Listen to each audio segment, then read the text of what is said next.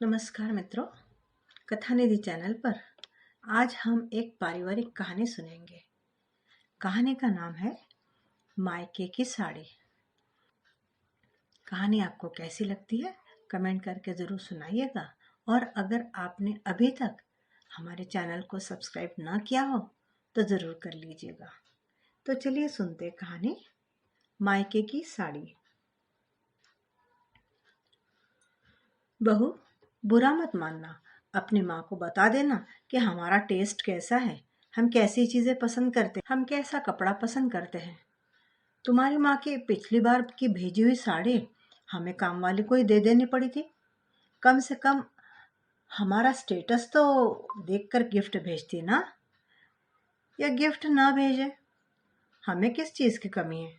सुधा जी अपनी बड़ी बड़ी आंखें घुमाते हुए शिकायत भरे लफ्जों में अपनी बहू सुमन को बोल रही थी।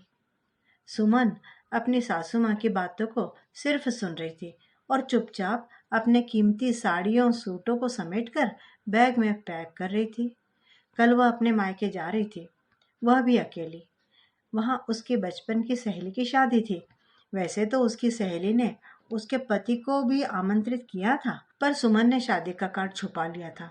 वह नहीं चाहती थी कि उसका संपन्न और शहरी पति उसके ग्रामीण परिवेश वाले निम्न मध्यम वर्गीय मायके आए और वहां के लोगों के स्टैंडर्ड पर हंसे, उनका मजाक उड़ाए।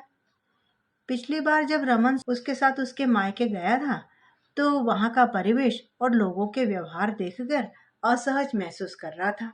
घर में लगी मच्छरदानी, ओल्ड मॉडल का बाथरूम और बरामदा पर लगी खाट जिस पर मोहल्ले के कई लोग सामाजिक मुद्दों पर बहस करते दिखते थे, ये सब उसे असहज लगता था।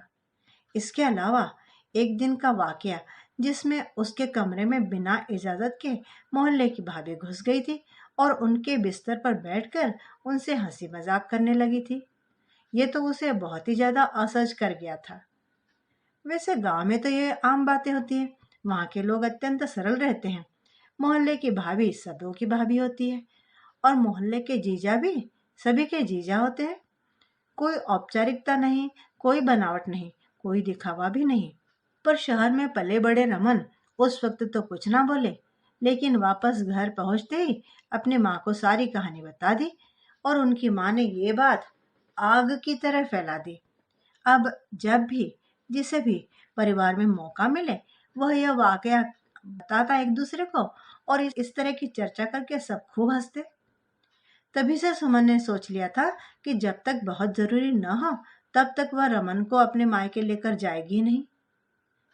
कहाँ खो गई सुमन? बैग पैक हो गया तो चाय भी पिला दो। वैसे भी कल से आया के हाथों की ही चाय पीनी पड़ेगी। रमन ऑफिस से घर आ चुका था और ड्राइंग रूम से उसे आवाज लगा रहा था। अभी आई, बोलकर सुमन ने पैक किए बैग्स को साइड में रख दिया और किचन में पकोड़े के साथ चाय भी बनाने लगी। उसे हाथ में चाय के साथ पकोड़े लिए देखकर रमन मुस्कुरा पड़ा और अपनी प्यारी मुस्कान के साथ उसका हाथ पकड़कर अपने पास बिठाते हुए बोला, मायके जा रही हो? कुछ चाहिए क्या? अपने लिए कुछ नए कपड़े, नए जेवरात या फिर सहेली के लिए कुछ कीमती उपहार? वैसे अगर तुम्हारी सहेली मुझे बुलाती तो मैं भी तुम्हारे साथ चलता, तुम्हारे मम्मी पापा से भी मिल लेता। अगर तुम कहो तो कल की छुट्टी लेकर तुम्हें वहां गाड़ी से मैं छोड़ आऊं।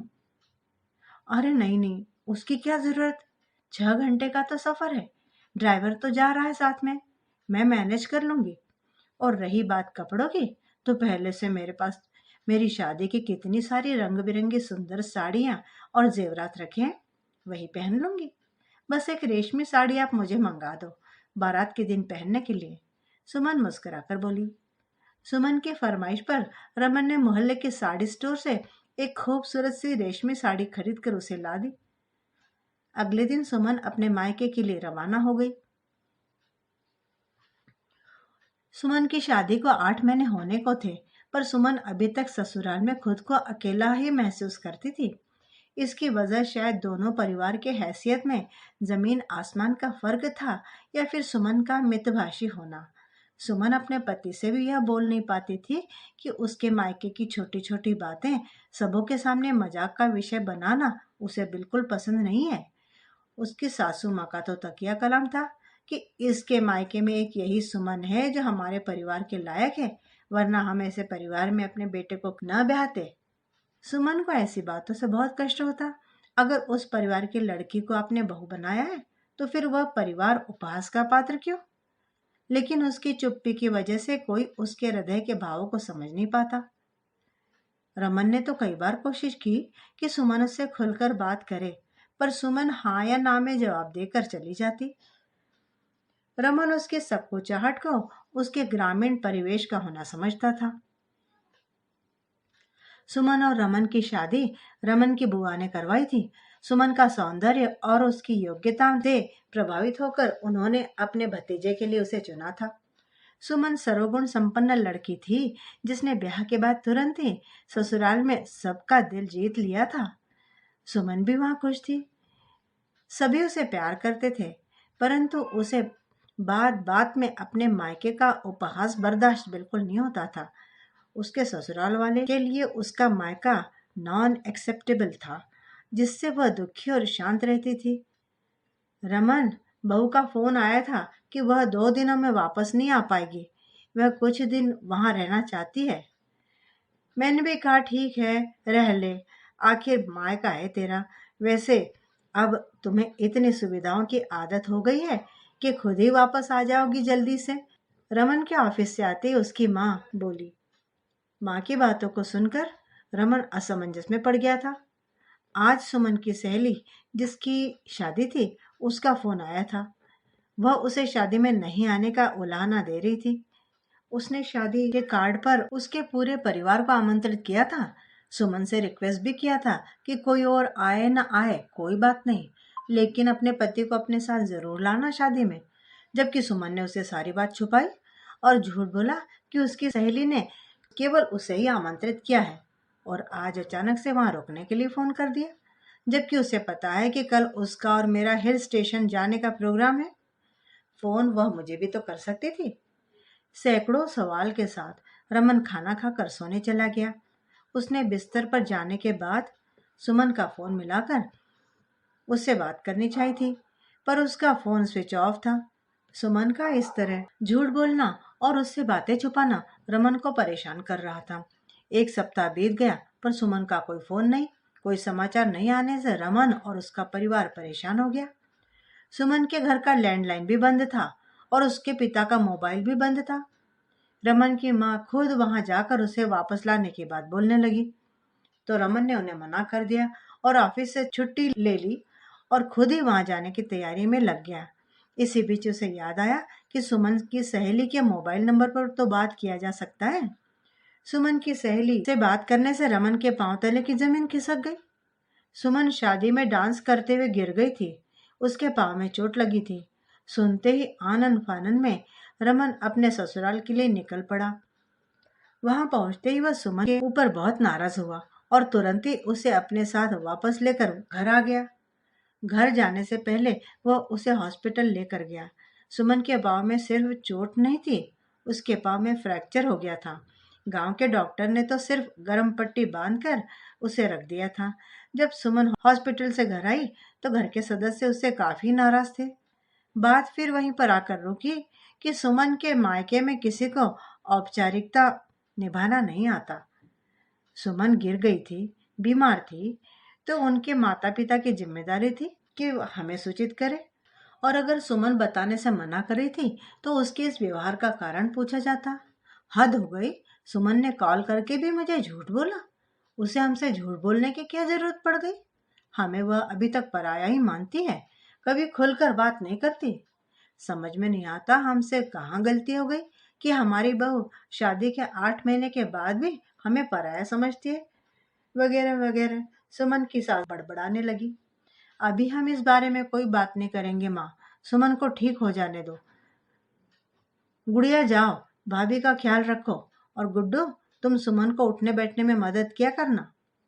रमन ने मुद्दे में दखल अंदाजी करके बातों को वहीं रोक दिया, लेकिन वह भी सुमन से उसके झूठ बोलने का कारण जानना जरूर चाहता था। इसी बीच सुधाजी ने अपने शादी के सालगिरह के उपलक्ष्य में सत्यनारायण भगवान की पूजा रखवाई। पूजा पर पंडित जी के साथ वह और उनके पति भी बैठे। पूजा में नए कपड़े पहनने थे, इसलिए उन्होंने सुमन के मायके से आई हुई साड़ी जो वह इस बार लेकर आई थी पहन ली। इतने दिनों में पहली बार सुमन के मायके की साड़ी उन्हें पसंद आई थी। पूजा में सुमन को भी व्हील चेयर पर बैठाकर रमन लेकर आया था। पूजा में मोहल्ले की स्त्रियां भी सम्मिलित होने आई थी। पूजा संपन्न होने के बाद सुधा की पड़ोसन बोल पड़ी, इस साड़ी में तो आप बहुत सुंदर लग रही हो। हाँ, बहू के मायका से आई थी, सोचा नया है तो इसे ही पहन लेती हूँ। सुधा जी मुस्कुरा कर बोली, अरे नहीं सुधा, ये साड़ी तो मेरी स्टोर की है। ये लेटेस्ट 5 डिजाइनर साड़ी मैंने मंगवाई थी। रमन ही तो लेकर गया था उस दिन शाम को, जब तुम्हारी बहू मायके जा रही थी। पड़ोसन मुस्कुराकर बोली, ये वही पड़ोसन थी जिसका साड़ी का स्टोर मोहल्ले में ही था। सुधा जी को सुमन की झूठ पर बहुत क्रोध आ रहा था। किसी तरह उन्होंने सारे अतिथियों को विदा किया और फिर पूरा घर सिर पर उठा लिया। रमन भी माँ की साड़ी को पहचान चुका था और उसने भी स्वीकृति दे दी कि ये साड़ी वह सुमन के लिए लाया था। एक बार फिर सुमन के झूठी होने की बात सामने आ गई। सुमन रोए जा रही थी और सुधा जी अपनी आज की बेइज्जती से उबर नहीं पा रही थी। उन्होंने अपने केक कटिंग का प्रोग्राम भी कैंसिल कर दिया और अपने कमरे में जाकर सो गई। सुमन, ये रोना धोना बंद करो। आज तुम मुझे अपने झूठ बोलने की वजह जरूर बताओगी ही। क्यों तुमने अपनी सहेली की शादी के आमंत्रण के बारे में झूठ बोला? क्यों तुमने अपने पांव टूटने की बात नहीं बताई और झूठ बोला कि तुम अपने मायके में कुछ दिन और रहना चाहती हो? और क्यों तुमने माँ को झूठ बोला कि यह साड़ी दी तो तुम्हारी माँ ने उन्हें गिफ्ट में? रमन आज बहुत गंभीर होकर सवाल कर रहा था। रमन के पिता और उसके भाई बहन भी ये जानना चाहते थे। हाँ, मैंने झूठ बोला और आगे भी बोलती रहूंगी। अगर आप लोग मेरे मायके का इसी तरह उपहास करेंगे तो। मैंने अपनी सहेली के आमंत्रण को भी इसीलिए छुपाया कि आप मेरे मायके ना आ पाए। वहां आकर आप उस वक्त कुछ नहीं बोलते और वहां से आने के बाद वहां के परिवेश का मजाक बनाते हैं। मेरे माता पिता अपने दामाद के स्वागत में हर वह चीज की व्यवस्था करते हैं जिससे उनके दामाद को कोई असुविधा ना हो, तकलीफ ना हो। फिर भी वहां की चीजें आपको बुरी लगती हैं। आप हर वक्त ये एहसास दिलाते रहते हैं हमें कि आप वहां अनकंफर्टेबल हैं। यही वजह से मैंने अपने पैर में चोट की बात छुपाई। मुझे लगा 2-4 दिन में आराम हो जाएगा, फिर वापस चली आऊंगी। अगर आपको गिरने की बात बता दी तो आप वहां आ जाते, जो मैं नहीं चाहती थी। रही बात सासू माँ को झूठ बोलकर साड़ी देने की, तो उसकी वजह भी यही है। आप लोगों का उपहास। वहां से भेजी गई कोई भी साड़ी माँ जी को पसंद नहीं आती, इसीलिए आपसे झूठ बोलकर रेशमी साड़ी मंगवाई मैंने, ताकि माँ उस साड़ी को पसंद कर ले और पहने। माँ का दिल दुखाने का मेरा कोई इरादा नहीं था। सुमन बोलते बोलते फिर रोने लगी। उसने रोते हुए अपनी और भी बातें परिवार के सामने रखी, जिसमें यह भी था कि उसका मायका अगर सुविधा से पूर्ण नहीं तो क्या हुआ, है तो उसका मायका ही ना, जहाँ उसका बचपन बीता, जहाँ उसकी परवरिश हुई, जहाँ उसको जान से ज्यादा प्यारे माता पिता का प्यार मिला। फिर वह उसे कम कैसे आंक सकती है? उसे भी यहाँ ससुराल में एडजस्ट करने में परेशानी होती है, पर वह इन बातों को अपने माता पिता को नहीं बता सकती, क्योंकि इतने बड़े परिवार में ब्याह से पहले उसकी माँ की यही चिंता थी कि नए घर में उन लोगों के साथ क्या हमारी सुमन एडजस्ट कर पाएगी। सुमन रोते जा रही थी और बोलते जा रही थी। सुमन की बातें काफी हद तक सही थी, जिसकी स्वीकृति वहां पर खड़े सारे लोगों की झुकी नजर ने दे दी थी। कमरे के दरवाजे पर खड़ी सुमन की सास भी उसकी सारी बातें सुनकर बाहर आ गई। तभी सुमन के ससुर जी बोल पड़े, सुमन जब रमन के साथ उसके परिवार को स्वीकार करके उन्हें अपना प्यार दे रही है, तो फिर सुमन का परिवार इससे वंचित क्यों हो? विवाह सिर्फ दो लोगों का मिलन तो नहीं, दो परिवारों का मेल है, जिसमें एक दूसरे का सम्मान अत्यंत आवश्यक है। अगर परिवार में रहन सहन का अंतर है तो सुमन को भी अपने आप को यहाँ के माहौल में रहन सहन के अनुसार ढालना मुश्किल ही है। लेकिन फिर भी उसने बखूबी किया है। कभी भी उसने अपने आप को असहज महसूस नहीं होने दिया। अगर हम किसी को स्वीकार करते हैं तो असहज नहीं हो सकते। आज के बाद मुझे इस तरह की शिकायत का मौका नहीं मिलना चाहिए। ससुर जी के जाने के बाद सुमन अपनी सासू माँ की तरफ मुड़कर माफी मांगने लगी तो उन्होंने उसका हाथ पकड़ लिया और कहा, बहू, माफी तो मुझे ही बेटा तुमसे मांगनी चाहिए। मैंने तुम्हारा दिल दुखाया है। घर के बड़े होने के कारण मुझे बच्चों और रमन को इस तरह के उपहास के लिए डांटना और रोकना चाहिए था। मुझे खुद भी सोचना चाहिए था कि उपहार तो उपहार होता है, उसे स्टेटस से तो नहीं जोड़ा जाना चाहिए। मैंने तुम्हारी हर सुख सुविधा को तुम्हारे मायके से जोड़ा, इसके लिए तुम मुझे माफ कर दो बेटी। आज से मैं वचन देती हूँ कि जिस तरह तुमने हमारे परिवार को स्वीकार किया, हम भी तुम्हारे परिवार को स्वीकार करेंगे। मैं एक स्त्री होकर कैसे भूल गई कि एक स्त्री का मायका उसके लिए कितना प्यारा होता है। अब रोना बंद करो बेटी। सासू माँ की बात सुनते ही सुमन ने झट से अपने आंसू पोंछ लिए और कहा, मैंने तो रोना बंद कर दिया। और माँ, अगर आपने मुझे माफ कर दिया तो प्लीज केक कट करने चलिए। उसका अचानक से इतने गंभीर मुद्दे से माहौल को हल्का बनाने के उद्देश्य कहे गए इस वाक्य ने सब घर के सभी सदस्य जोर जोर से हंसने लगे। इस गुंजती हंसी में एक दूसरे के भावनाओं का सम्मान का रंग था। मित्रों, उम्मीद करती हूँ कि आप जरूर बताएंगे कमेंट करके कि आपको कहानी कैसी लगी। एक स्त्री होने के कारण शायद आप भी सुमन की बात से जरूर सहमत होंगे। मायका तो मायका होता है। हम बहू की इज्जत करते हैं, उसे प्यार भी देते हैं, पर उसकी भावनाओं की कदर नहीं करते। सोचने वाली बात है, एक लड़की अगर अपने से आर्थिक कमजोर परिवार में भी जाती है तो उसे अपनाती है, स्वीकारती है और अपने से मजबूत आर्थिक स्थिति वाले परिवार में भी खुद को एडजस्ट कर लेती है। वह दोनों परिवार को जोड़ती है, अपने पति के साथ उसके परिवार को भी अपनाती है।